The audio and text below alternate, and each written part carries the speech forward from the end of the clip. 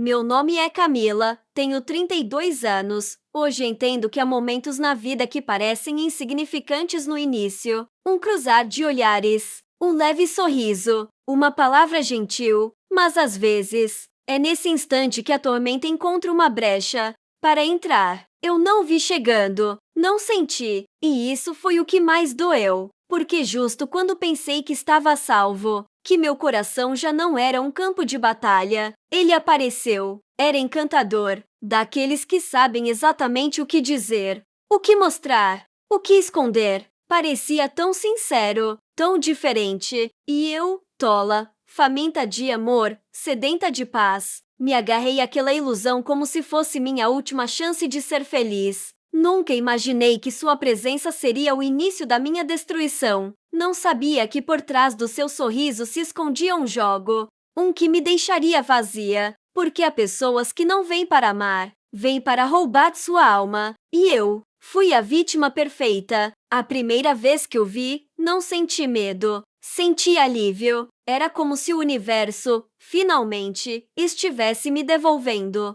algo. Eu vinha de um término frio, doloroso, onde me deixaram com mais perguntas do que respostas. Tinha aprendido a viver sozinha, a caminhar sem esperar que alguém segurasse minha mão. E mesmo assim, lá estava ele, como um farol no meio do meu naufrágio emocional. Ele falava comigo como se me conhecesse desde sempre. Sabia tocar minhas feridas sem fazê-las sangrar. Me observava com atenção. Fazia eu me sentir importante, desejada, amada. Eu não queria me entregar tão rápido, mas me entreguei, porque havia algo nele que derrubava minhas defesas. Ele dizia que eu merecia tudo, que eu não precisava provar nada, que ele estava ali para cuidar de mim, não para me julgar. E eu precisava tanto ouvir aquilo. Comecei a imaginar uma vida juntos, um lar, uma família, uma história real, daquelas que não terminam mal, porque pela primeira vez alguém parecia disposto a ficar.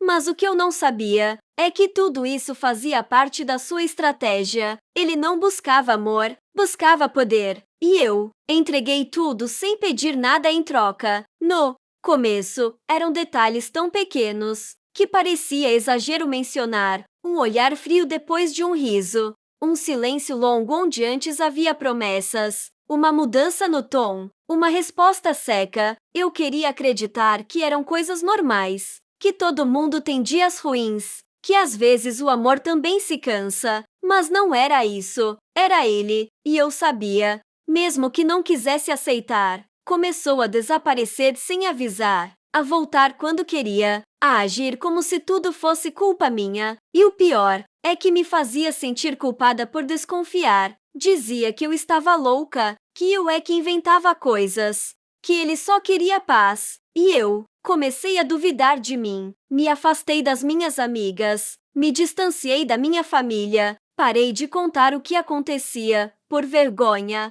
por medo de que me dissessem o que eu já sabia, mas não queria ouvir. Pensava que se eu o amasse mais, se tivesse mais paciência, tudo voltaria a ser como antes. Mas o que ele não sabia era que, em silêncio, eu começava a despertar. Mesmo sem força para fugir, algo dentro de mim já gritava: isso não é amor. Eu achava que o pior já tinha passado, que era só uma fase ruim, que tudo ia melhorar. Mas eu estava prestes a descobrir a verdade. Numa tarde, sem planejar, vi algo no celular dele. Eu não estava procurando, não queria encontrar nada, mas estava lá, à vista, como se o destino dissesse: já basta. Mensagens, fotos, promessas de amor, mas não para mim. Ele tinha outra vida, outra mulher, outra história, e não era recente. Durante todo esse tempo ele vinha brincando comigo, me usando como um refúgio enquanto alimentava seu verdadeiro lar em outro lugar. Eu não era a escolha dele, era o plano reserva. Meu coração batia tão forte que achei que ia desmaiar. Senti um frio no peito, um vazio no estômago, uma mistura de raiva, tristeza, vergonha. Achei que eu fosse implorar, mas não. Fiquei em silêncio, olhei nos olhos dele e soube que ele já não era meu. Talvez nunca tenha sido. Ele não gritou, não se explicou, não pediu perdão, apenas foi embora. E eu fiquei sozinha, quebrada, humilhada, mas viva. Depois da partida dele, veio o silêncio. E com ele, o desmoronamento. Eu mal conseguia me levantar. Comer era difícil. Me olhar no espelho era um castigo, odiando ter acreditado nele. Me sentia usada, substituída, invisível. Tudo o que eu tinha construído dentro de mim desabou. Cada canto da casa tinha sua sombra. Cada música, sua voz. Cada noite, sua ausência. Eu vivia com a sensação de ter sido abandonada por alguém que nunca esteve de verdade. Não tinha força nem para chorar. Só andava como um fantasma, arrastando os restos da minha dignidade. E quando achei que não podia afundar mais, descobri que ela, a outra mulher, estava grávida. Foi aí que algo dentro de mim quebrou de vez. Ele não apenas me traiu, não apenas me usou. Ele escolheu construir uma vida, mas não comigo. E o pior era pensar que, talvez, eu é que não fui suficiente. Que nunca fui. Me senti pequena, desprezada, derrotada. Mas naquele abismo, naquela escuridão, algo começou a nascer. Uma raiva silenciosa, uma chama fraca, um sussurro que dizia: você não vai morrer por isso. Não foi rápido, nem fácil. Mas eu comecei a me mover. Primeiro, abri as janelas. Deixei o sol entrar onde antes só havia sombras.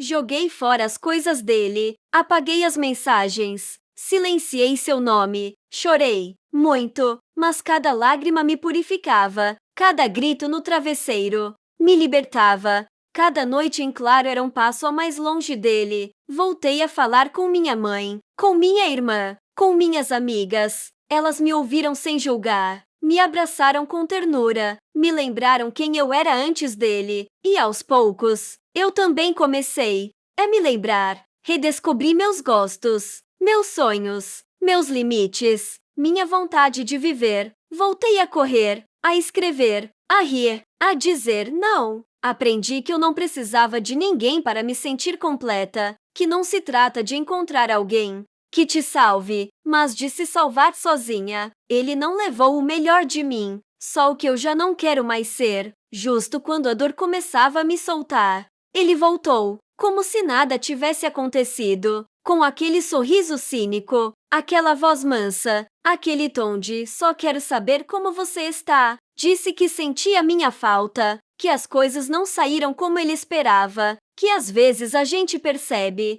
tarde o que perdeu, mas o que ele não sabia é que já não tinha poder sobre mim. Ele me olhava com nostalgia, como se achasse que podia reescrever a história, como se bastasse aparecer para apagar todo o estrago. E por um segundo, uma parte de mim duvidou, a parte que ainda lembrava das carícias, das promessas, das noites sussurradas. Mas depois, eu vi seus olhos, e já não havia lar neles, só vazio. Já não doía, já não tremia, já não queria voltar. Ele achava que eu ia implorar, mas tudo o que eu fiz foi fechar a porta, sem explicações, sem lágrimas, sem ódio. Apenas fechei, porque desta vez fui eu quem escolheu soltar. Hoje, ao olhar para trás, não sinto rancor. Sinto alívio. Ele veio para me destruir e, sem querer, me obrigou a me reconstruir melhor. Entendi que há pessoas que entram na sua vida apenas para mostrar o que você não merece, que às vezes o amor machuca, mas não porque é verdadeiro, e sim porque era uma ilusão. Aprendi a me amar com cada ferida, a me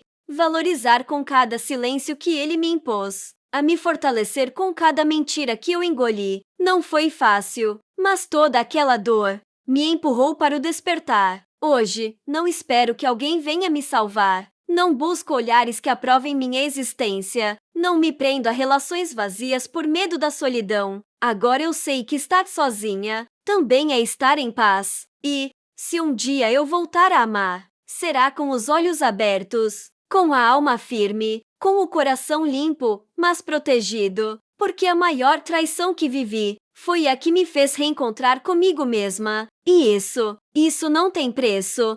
Se inscreva para receber mais histórias como essa.